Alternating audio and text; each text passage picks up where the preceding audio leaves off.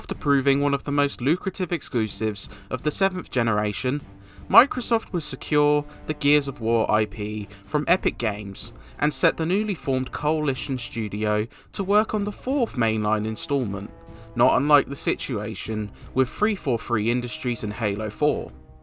This newest Gears is a relatively safe effort, looking to establish a trilogy with new characters and refine rather than evolve.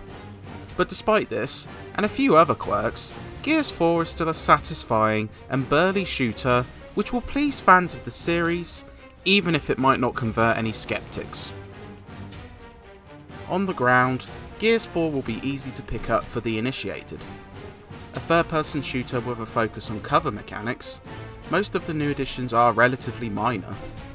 Along with iconic weapons like the Lancer and Hammerburst, new armaments have been added and prove relatively satisfying, including the Buzzkill, which fires buzzsaws which ricochet off the environment, and the Drop Shot, which lets you deploy explosive drills. A couple of physical maneuvers have also been added, allowing you to shoulder tackle enemies to stun them briefly, and pull enemies out of their cover and perform a gory knife finish. Gears has always benefited from polished shooting, great cover mechanics, and a plethora of awesome weapons, so while the minor additions may seem unfulfilling, they merely prove the cherry on top of this already delicious sundae. Gears of War 4 is a fully featured shooter with 3 distinct modes of play. Campaign is perhaps the weak link, set 25 years after Gears 3. Following JD Phoenix, Del Walker, and Kate Diaz, outsiders who raid COG locations for resources and supplies, they soon stumble into a more monstrous threat, as their entire village is kidnapped by disturbing creatures. The campaign's main issue is pacing, as the first act in particular is dull, seeing you fight waves of machines which lack the same visceral impact as the fleshy Locust from before. The game really hits its stride in the third act, where the villains of the piece are finally revealed and prove a scary threat, aping the first game's horror elements.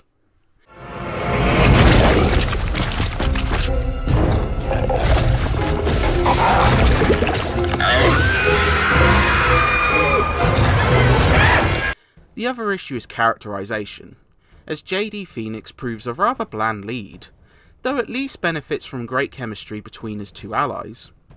Not to mention, Old Man Marcus may be the star of the show, his crusty cynicism adding greatly to the trio.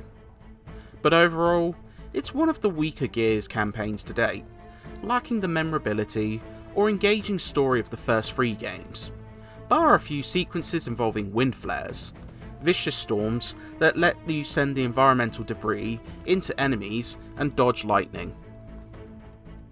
Co-op is the next piece of the puzzle, not only allowing you to complete the entire campaign with another player, but also seeing the return of Horde.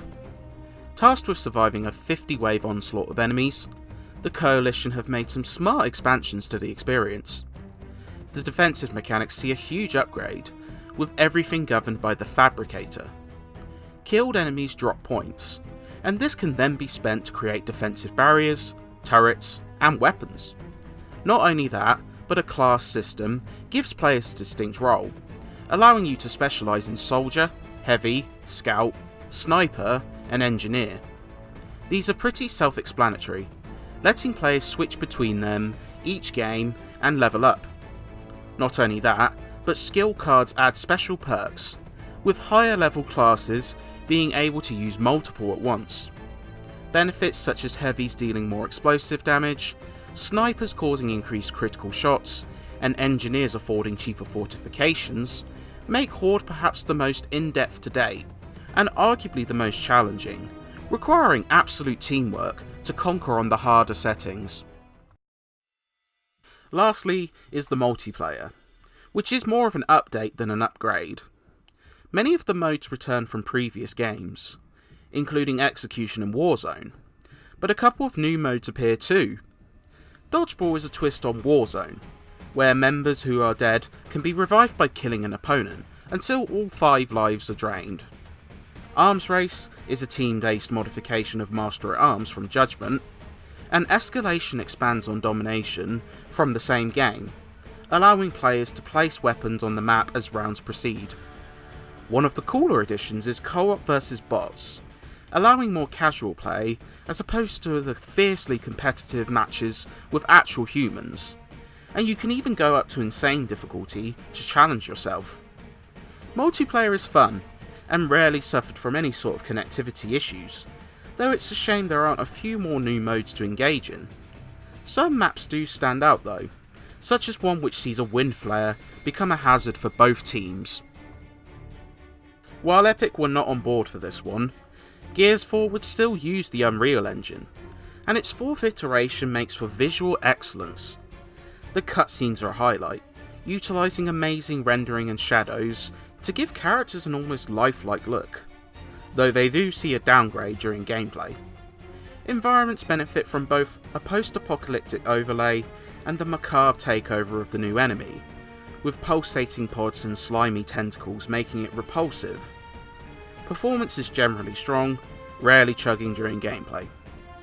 The sound is mixed, as both the voice acting and soundtrack lack the same memorable traits of previous games. Though some banter between the trio hits the mark, and John DiMaggio knocks it out of the park as Grumpy Marcus. The effects remain a treat, from the gruesome slashing of the Lancer to the gibbed explosions. Trust me, you won't get away so easy this time. God damn it! I just tuned it up!